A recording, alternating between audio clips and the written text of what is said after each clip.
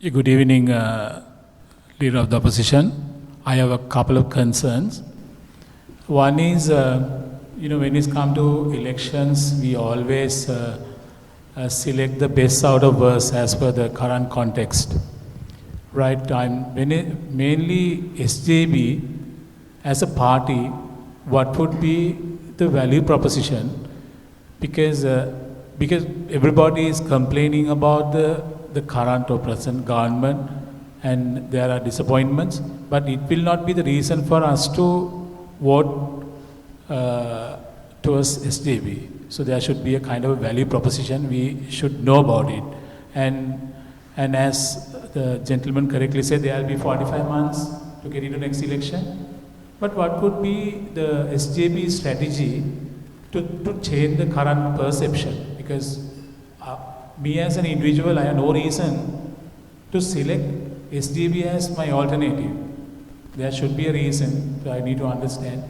The other one, as you're fully aware, a lot of foreign ships encroach our waters and go back with the catch illegally. So what is SJB policy Sorry, say that again, please. Fishing? So, a lot of ships come to our waters, encroach illegally and take the catch and go. But I haven't seen any government has taken any action to control or rather eradicate the same. So I would like to know what would be the SJB policy to control or rather manage this kind of situation. So if I can just clarify your question in my mind. First one is, what values do we represent as a party?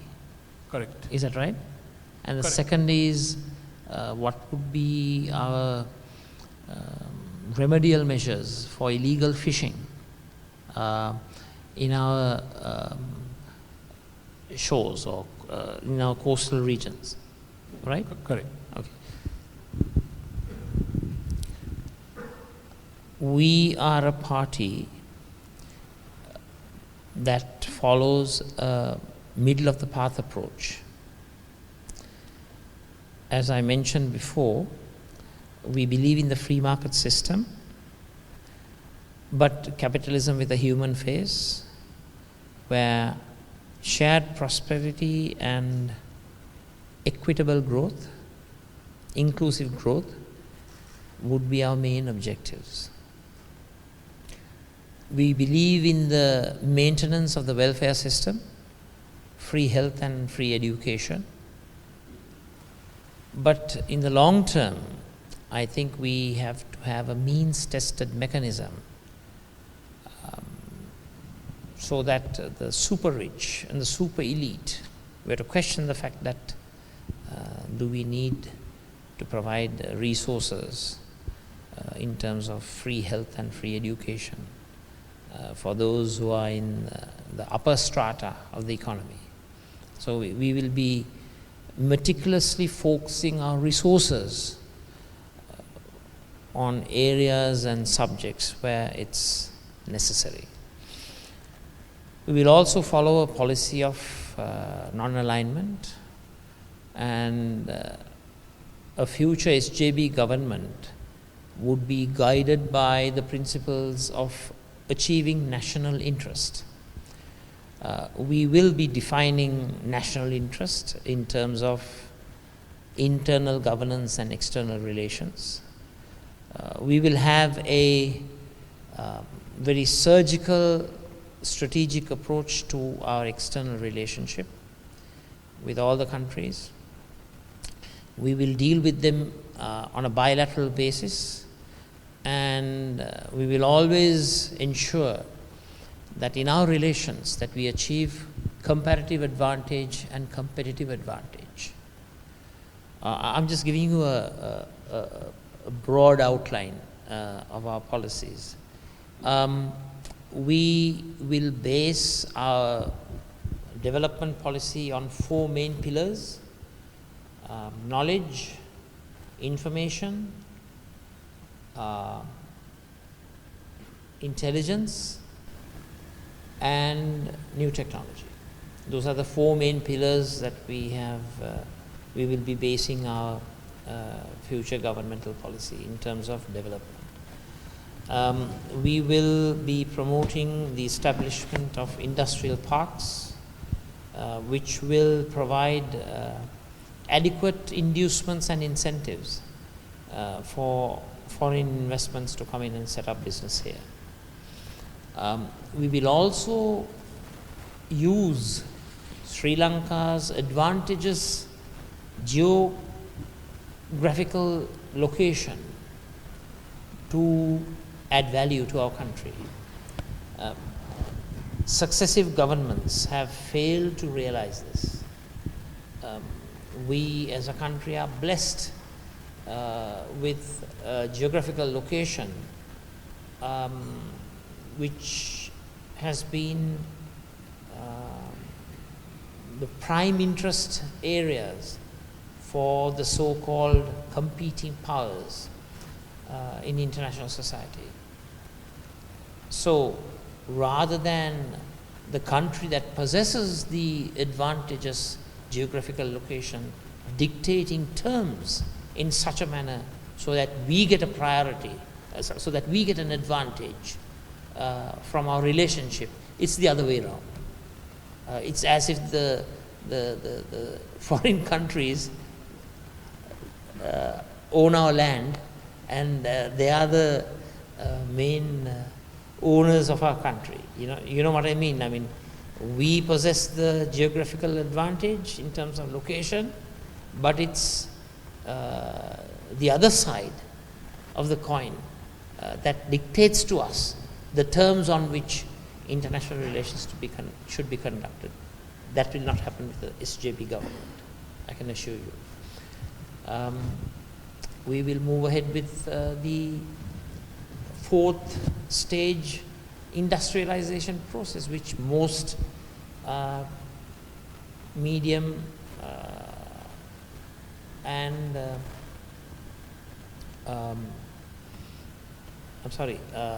which most growing states, developing states have adopted. Just observe how far we lag behind. We are also coming out of a 30-year crisis, terrorist insurrection, but so is Rwanda. In fact, the human fatalities in Rwanda is far, far greater compared to Sri Lanka. I believe, well, the numbers differ according to the sources, but approximately 1.2 to 2 million. The conflict between the Tutsis and the Hutus took place, but now through a national reconciliation process. You have both Hutus and Tutsis all in government, and Rwanda has become one of the fastest growing nation states in the whole world. And we came out of a 30-year terrorist debacle. And what has happened in the ensuing 12 years that has lapsed from 2009 onward? So we will have a unique external relations policy, a policy that will enhance our comparative advantage and the competitive advantage. You can be rest assured there will be a path-breaking reform of our education system. We will ensure that the major deficiencies that exist in the system, the social divide that exists between the 300, 400 odd national schools and 10,000 odd schools that belong to the provincial councils.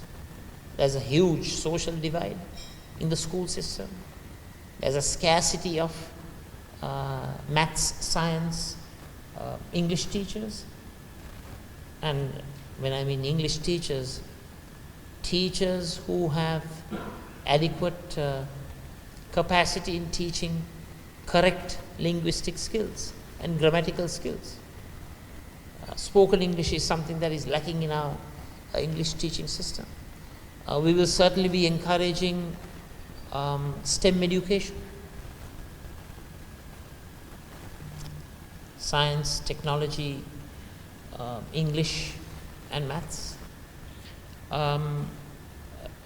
We will also be looking at the health system, where we'll have a focused approach on resource allocations. We will, in our system of government, encourage private entrepreneurs also to come and create efficiency methods in our system of government. I distinctly remember when I was studying in UK, Margaret Thatcher, the great British Prime Minister, invited the head of Marks and Spencers, at that time Lord Rayner, and he came and set up the Rayner Efficiency Unit in government, which eradicated waste, corruption, substitution, duplication, all those anomalies. We will have bureaucratic reform. Sri Lanka should have a civil service college that trains good bureaucrats, who are proficient in English, so that they could travel the world and make deals on behalf of our motherland. By deals, I mean deals that would add value to the country and not to individuals. We stand by the 13th Amendment. I believe 13th Amendment was a policy prescription to address the expectations and the grievances of, by the way, sorry, I don't use the word minority. I use the word rest of the communities in our country. Of course, we will make the provincial council system more efficacious and efficient, because right now there is a prevailing thought, a thought that is very, very prevalent and popular among the people, which basically says you don't need the provincial councils, that they are white elephants. Well, obviously, if you don't provide the provincial councils with adequate resources, and they are unable to service the people, if they are only provided with funds for recurrent expenditure and not capital expenditure, they will invariably become white elephants. But I do agree that the provincial council system has to be streamlined, and efficient procedures and methodologies and systems have to be put in. So that would be our thinking in terms of provincial councils.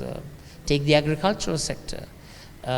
We have to go by new thinking, economies of scale, rather than using small plots of land that focuses on agriculture, whereby you are unable to achieve the advantages of economies of scale. Economies of scale means as you enlarge in the process, the unit costs go down.